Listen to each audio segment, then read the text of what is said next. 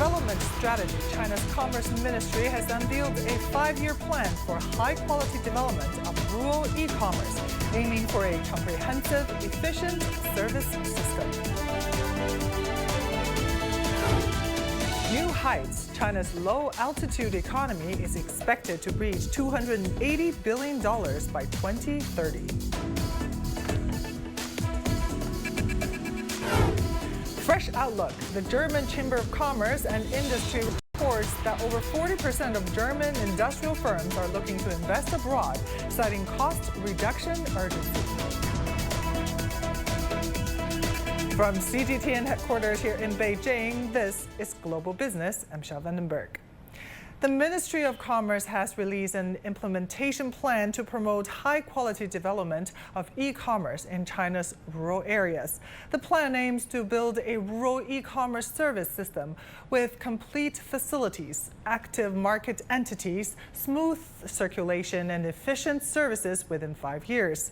According to the plan, the country will cultivate about 100 rural e-commerce leading counties along with around 1,000 county-level enterprises focusing on data flow.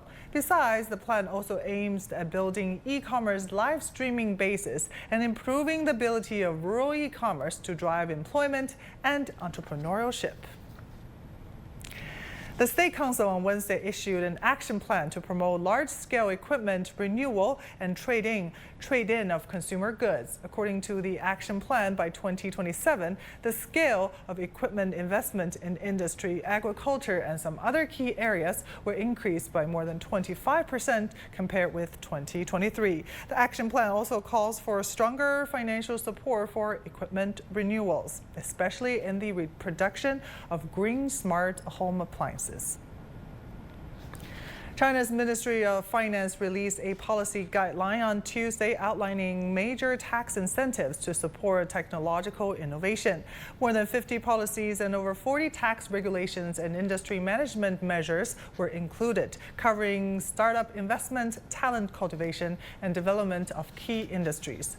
According to the guideline, eligible venture capital enterprises are allowed to deduct taxes on 70% of their investments in tech startups, and the pre-tax deduction rate for enterprise employee education funds will increase from 2.5% to 8%. Artificial intelligence has become a buzzword, with top tech companies around the world investing heavily in order to get an upper hand in this highly competitive arena. As AI enters our lives, safety protocols and measures have come under the spotlight. Liu Xingqing has more. The 2024 Beijing International Dialogue on AI Safety, the first of its kind convened in China, was hosted against the backdrop of increasing public attention on AI safety. The dialogue brings together scientists from around the world to collaborate on mitigating the risks associated with artificial intelligence. Experts attending the meeting agreed that the breakthroughs attained by large models were basically through empirical means. The intelligence generation and emergence mechanisms behind these are not yet clear. With the rapid growth of artificial intelligence, risks of misuse and abuse have increased. The international community still knows very little about how to build a safe artificial intelligence system, posing a challenge to humankind as a whole.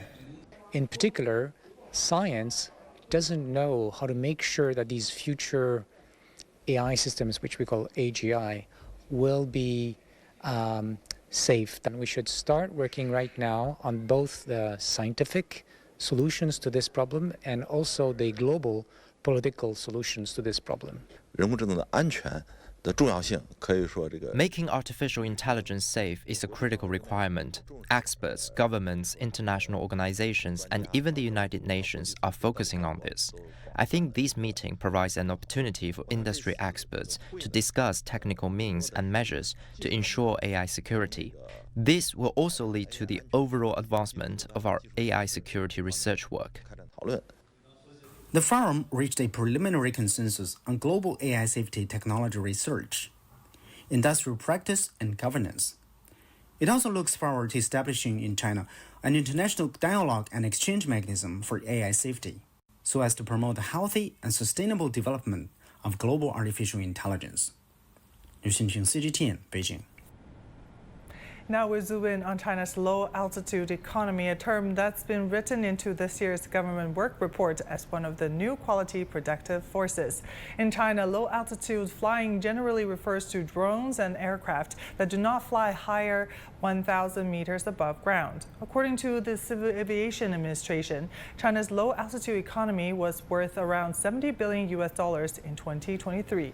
The sector is expected to jump threefold and reach a market value of $280 billion by the end of this decade. Here are some numbers showing the size of China's general aviation market, which is a major part of the low-altitude economy. So far, there are nearly 3,200 registered general-purpose aircraft and nearly 700 operating airlines. Their total flying hours reached 135 million hours in 2023. Sitting in traffic is common for people who commute to and from work. Delays, long lines, and waits are also a part of the travel experience. But a relatively new industry in China is emerging, the low-altitude economy. CGTN's Omar Khan takes a look at the segment of this industry and how it's propelling the future of flying taxis forward.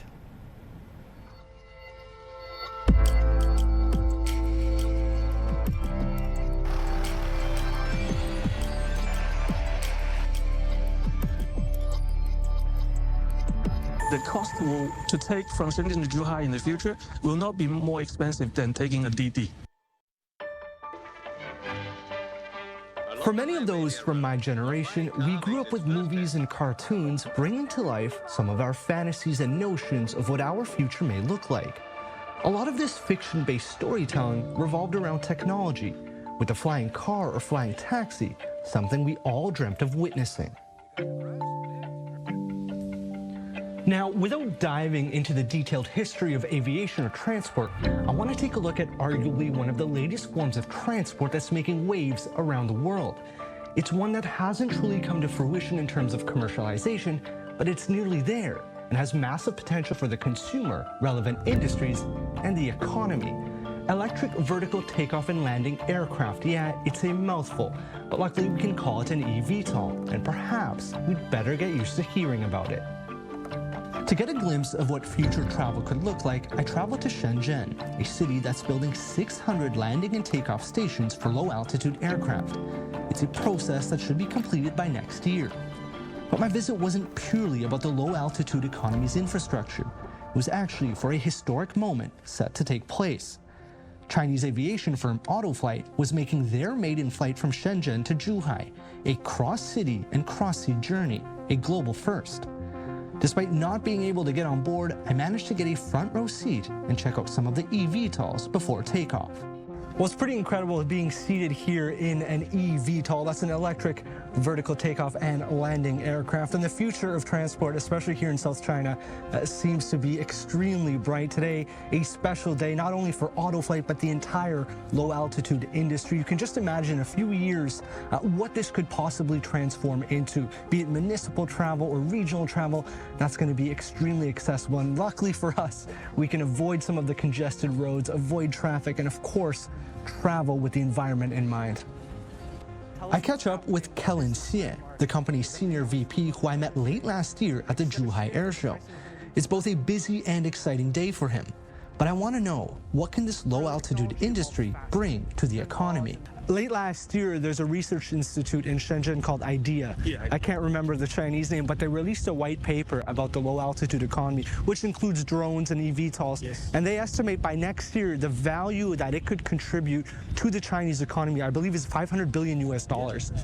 How do you look at that? What are the opportunities that can play a role in this industry? The 500 billion is only a start. It's only a start. So IDEA actually published this white paper actually counting what we have currently, like the drone photography, like the small drone cargos, and then etc.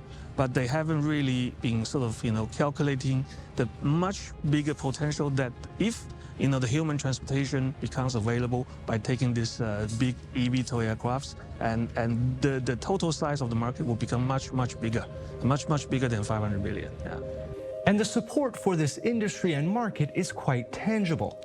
Just last year, 16 provinces included the low-altitude economy and other relevant industries in their government work reports. That's rather significant. The city of Guangzhou, for example, which is not too far from Shenzhen, even introduced a subsidy of up to $4.2 million for eligible projects. This is all in line with development guidelines released last year that will push China to advance green aviation.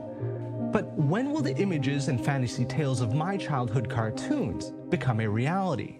I think it will happen much sooner than we think. So right now, we are looking forward to actually receive our passenger type certification in 2026. So right after that, from this year, 2024 to 2026, we will have many trial flights and many trial routes. And this is actually first ever route, actual air routes in human history. And then it will actually educate the general public, then let them witness this new type of aircraft flying, and until it becomes very normal, until it becomes very like daily work. And so the general public will be very confident to actually board on this new aircraft. I think will happen in 2026 or even not long after that. Keep in mind that Autoflight aren't the only eVTOL player in the Chinese market. There's a handful of other competitors. And much of this pursuit of innovation is China looking to tackle economic hurdles and find new engines of growth. So for the low-altitude economy, the money's there, the infrastructure is well on its way, and the tech, well, it's already in the sky. 2 years is not that far away. Time flies, no pun intended. But just knowing that in the not-so-distant future there'll be yet another layer and option for travel and commuting at an affordable price should make many of us eager to take to the skies. Now for more on China's low-altitude aviation sector development, let's bring in John Gong, professor at the University of International Business and Economics. John, good to see you. So how does this year's government work report interpret the importance of China's low-altitude economy? Well, first of all, thank you very much for having me, Michelle. I like to take it to the sky, It's a good thing to see that in the work report, that government work report, the low-altitude economy is mentioned at the same time as the electric car industry, as the pharmaceutical industry, as the biotech industry. In other words, it is regarded, I'm putting the original words, regarded as one of the engines of growth. So I think, the development of this economy, the low-altitude economy is long overdue. And you reported the new innovations, new services about, air taxis, that kind of stuff. I think, in my view, low economy is fundamentally, at first, it is about general aviation. That means that people can own their own aircrafts. It really, we're talking about not very expensively priced aircrafts. In the United States, for example, a Cessna 172 costs less than $100,000. So in my view, in China, any middle-class household can afford a BMW 300, 500. They should be able to afford their personal aircraft, right? And they can take a sky the weekend just for recreational flying, let alone from taking from one place to another. So I think this is long overdue. I think this is a huge potential. You talk about $500 billion economy. I think today it's more than just general aviation. Also includes, for example, the UAVs, the drones. They have all kinds of applications. And I also want to add that this is also the right time because the entire industry is transitioning from internal combustion engine, single or twin engine, piston engines, to a paradigm of electric engines. Electric engines are much more reliable, they're safer, and I think this presents a huge opportunity for Chinese companies to roll out new products and develop this entirely new industry. Which will contribute hundreds of billions of dollars to China's GDP. Yeah, and flying taxis just sounds so appealing, doesn't it? Also, what do you think local governments can do to fuel the growth of this sector in terms of policies and infrastructures? Yeah, I know that many local governments are very interested in this. For example, I know, in Anhui province, in city of Wuhu, for example, they have an industrial park that is dedicated to developing general aviation technologies. For the local government, it offers all kinds of opportunities. For example, it needs an infrastructure. It needs these general aviation airports, right? literally we're talking about hundreds of this type of a small general aviation airports across the land in China. That just creates a lot of economic opportunities. We can also talk about new engine technologies, new aircraft frames technologies. The development from aluminum-based technology to carbon fiber, for example, the latest new technologies for airframes. I mean, all these new stuffs, presents huge kinds of opportunities for new jobs, for new innovations, and for creating a lot of wealth for new companies. Yeah, and what's your assessment of China's low-altitude economy? We know China's electric car industry is growing really fast. How is it going in this area, and what is the potential for future market development? How far are we from this whole flying taxi concept? In my view, in the drone industry, for example, the Chinese companies are leading in the industry. There's no doubt about it. I mean, the DJ company, for example, I mean, they're selling so many drones and such a high quality reputation. Even I know the United States Defense Forces are actually using DJ drones as well, right? So these are definitely leading in terms of planes, GA planes, general aviation planes carrying people. I think China's still lagging behind. But if you look at the technology set, I don't think it's that complicated. I think Chinese companies are definitely equipped with the know-how to build these airframes, these new engines, especially the electric engines I'm talking about. Because this is very important. The electric engines put on a general aviation aircraft can be leveraging off the technologies used for engines, electric engines in electric cars.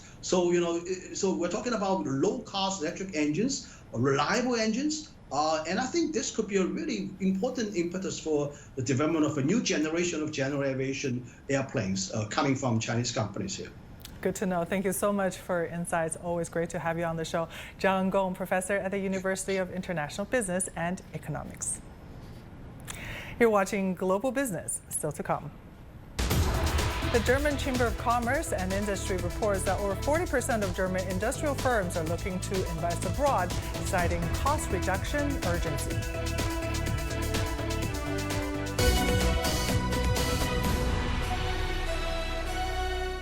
The world economy as we know it is about to change. Global Business reports highlight emerging markets, developing countries, and dynamic sectors worldwide. We feature top analysts and newsmakers to provide perspectives on every facet of business. From an on-the-ground perspective, we provide you with balanced and objective assessments. Fast, sharp, and insightful. Global Business, only on CGTN.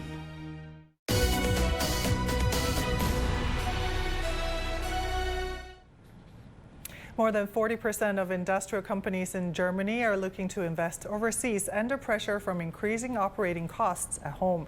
That's according to a survey by the Chamber of Commerce in Germany and Industry. 1 out of 3 surveyed companies with overseas investment plans cited cost saving as their main motive. High costs remained a pressing issue at the start of this year, despite government measures to curb electricity prices for manufacturers.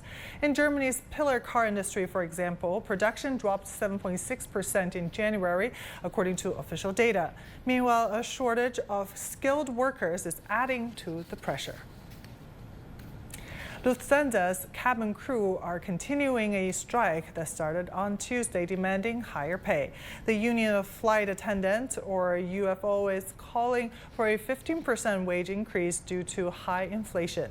Lufthansa says so far about 120,000 passengers in Frankfurt Airport and Munich have been affected by the strike. Last Thursday, the airline warned of gloomy prospects for operating conditions in the first quarter of this year.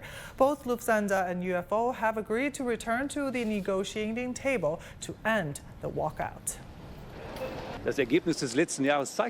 Last year's results show that if we work together, if we fly, we are able to make these record profits. Last year shows this. That's why strikes are the wrong path.